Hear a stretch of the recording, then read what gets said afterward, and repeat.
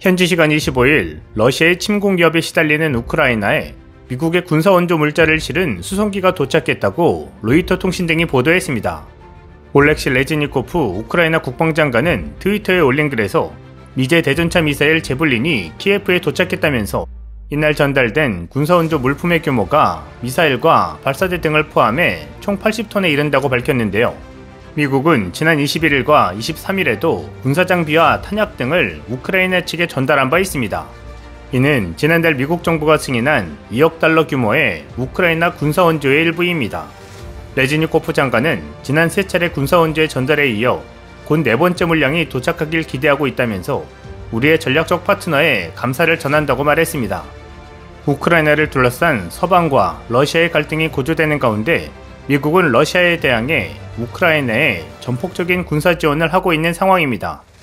미 국무부에 따르면 미국은 우크라이나의 국방력 강화를 돕는데 작년 한 해에만 역대 최대인 약 6억 5천만 달러를 썼습니다. 러시아가 우크라이나 영토였던 크림반도를 2014년 강제 병합했을 당시부터 계산하면 미국의 우크라이나에 대한 군사 지원 규모는 27억 달러가 넘는 것으로 파악되고 있습니다. 한편 양측의 군사적 긴장 수위는 갈수록 높아지는 양상인데요. 전날 미 국방부는 유럽에 신속 배치될 수 있도록 미군 8,500명의 대비태세를 높이라고 명령했습니다. 북대서양 조약기구도 동유럽 내 전력 배치를 강화할 것이라고 밝히고 있습니다. 이를 위해 바이든 미 대통령은 이날 유럽 지도자들과 군사, 경제 제재 방안을 논의했습니다. 바이든 대통령은 유럽 정상들과 80분간 화상통화를 한 직후 미국과 유럽이 러시아 침공 저지에 완전한 의견 일치를 봤다고 밝혔습니다. 스톨텐베르크 나토 사무총장도 우크라이나 남동쪽에 전투부대 배치를 고려하고 있다며 필요한 조치를 모두 강구할 것이라고 강조했습니다. 이 통화에는 엠마뉘엘 마크롱 프랑스 대통령, 올라프 숄츠 독일 총리, 보리스 존슨 영국 총리, 마리오 드라기 이탈리아 총리, 안제이 두다 폴란드 대통령, 옌스 스톨텐베르그 나토 사무총장과 우르줄라 폰데어 라이엔 유럽연합 집행위원장, 샤를 미셸 EU 정상회의 상임위장이 참여했습니다. 로이터에 따르면 나토는 이미 우크라이나 국경에 탱크와 방공망, 정보감시부대 지원하에 4천여 명의 군사를 배치한 상태입니다. 이에 맞서 러시아는 발트해로 군함 20여 척을 보내 무력 시위를 연출했고 우크라이나에 인접한 자국 남서부와 서부 지역에서도 6,000명 규모의 군사훈련을 벌인 것으로 전해졌습니다. 그러자 미국 항공모함 해리 트루먼호가 러시아의 우크라이나 침공에 맞서 실력 행사를 시작했습니다. 26일 미군은 이날 냉전 종식 이후 처음으로 항모 타격 전단까지 동원해 북대서양 조약기구와 우크라이나 방어용으로 해상훈련에 돌입했습니다. 미국과 유럽이 러시아 연합전열을 가다듬는 모양새인데요. 일촉즉발 위기 속에 프랑스, 독일, 우크라이나, 러시아 4개국의 노르망디식 회담 등 파국을 막기 위한 최후 담판도 열립니다. 러시아의 우크라이나 침공에 대비해 미국을 위시한 서방권이 군 병력 투입 등으로 러시아 저지에 본격적으로 나서고 있습니다. 젠 사키 백악관 대변인은 이날 브리핑에서 나토가 넵튠 스트라이크 21로 명명한 중요한 군사훈련을 시작했다면서 나토의 최첨단 해상타격 능력을 보여주기 위한 훈련으로 2월 4일까지 진행된다고 말했습니다. 사키 대변인은 미국의 니미츠급 항모 USS 해리 트루먼호 타격단이 이번 군사훈련의 중심축이며 나토의 작전 통제 속에 놓이게 됐다고 설명했습니다. 한편 미국 정부는 현지 시간 25일 러시아의 우크라이나 침공 시 블라디미르 푸틴 러시아 대통령에 대한 제재 가능성까지 거론하며 러시아의 도발을 막기 위한 압박 강도를 최고 수위로 높이고 있습니다. 조 바이든 미국 대통령은 이날 러시아가 우크라이나를 공격할 경우 푸틴 대통령에 대한 개인적 제재 가능성에 대한 질문에 그렇다, 그걸 보게 될 것이라고 말했습니다. 한 나라의 국가원수가 상대국의 국가원수를 직접 겨냥해 제재 가능성까지 거론한 것은 외교 관례상 아주 이례적인 경우로 미국의 단호한 의지를 강조하기 위한 발언이라는 해석이 나오고 있습니다. 바이든 대통령은 이미 동유럽 파병 대기 명령이 내려진 8,500명의 미군 가운데 일부가 머지않은 시점에 이동할 수 있다고 밝히고 있습니다.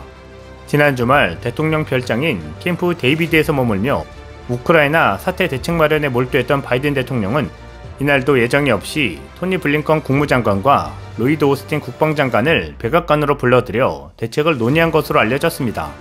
블룸버그 통신은 이날 두 장관이 백악관에서 2시간가량 머물다 떠나는 모습이 포착됐다면서 당초 외부에 공개된 바이든 대통령 일정에는 이들 두 장관과의 회의는 포함되지 않았다고 전했습니다. 미국 정부는 미군의 동유럽 파병 검토뿐만 아니라 대러시아 제재를 위한 사전 정지 작업을 공식화한 모습입니다. 고위 당국자는 전화 브리핑에서 유럽 지역 에너지 공급을 보호하기 위한 논의가 진행 중이라며 여기에는 액화 천연가스 사업자를 포함한 광범위한 단위가 포함되어 있다고 밝혔습니다. 러시아에 대한 제재에 나설 경우 러시아가 원유와 천연가스를 무기화하며 유럽의 경제적 숨통을 잴 경우에 대한 대책을 강구하고 나선 것으로 보입니다.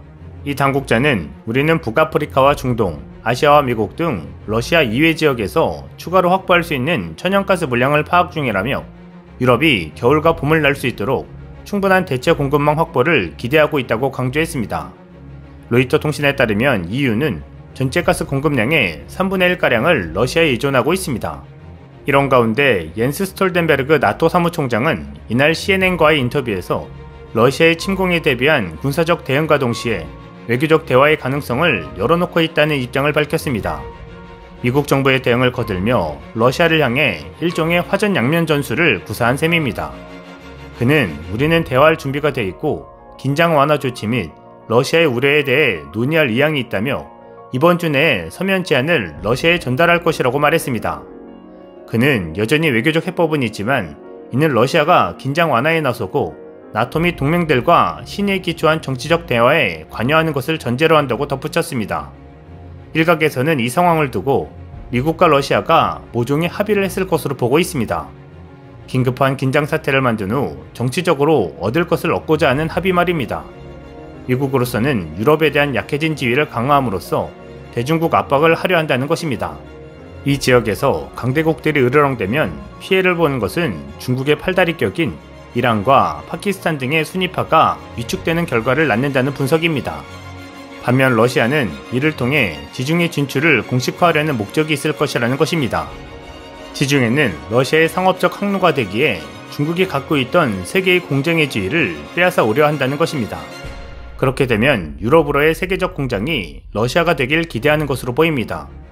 러시아가 세계의 공장이 된다면 소비재의 생산시설 및 관련 기술은 누구에게 얻게 될까요? 현재 유일하게 러시아에 들어가 있는 기업이 삼성, 현대, LG 등 우리 대기업들이 대부분 들어가 있는 상황입니다.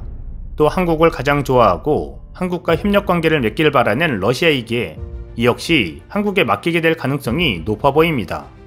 만일 전쟁이 난다 해도 서로의 피해를 최소화하는 선에서 단기간 내에 소소한 충돌로 끝날 것으로 보입니다.